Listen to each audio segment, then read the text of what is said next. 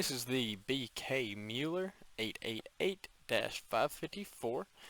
This is the new style stems for the faucets with the red handle. Now, a couple things to notice about this stem assembly is it is spring loaded, so if you press this in here, it's going to pop right back out. And you're also going to have that rubber washer with the screw there.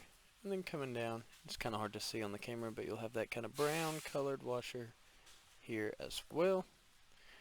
And then coming down, you can see that rubber O-ring there on the bottom.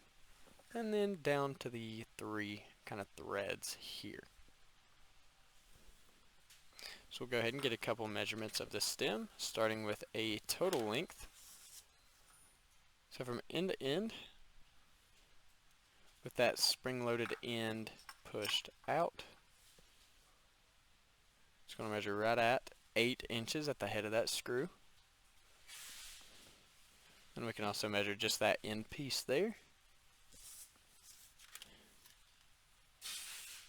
And that's going to measure right at just below 2 inches.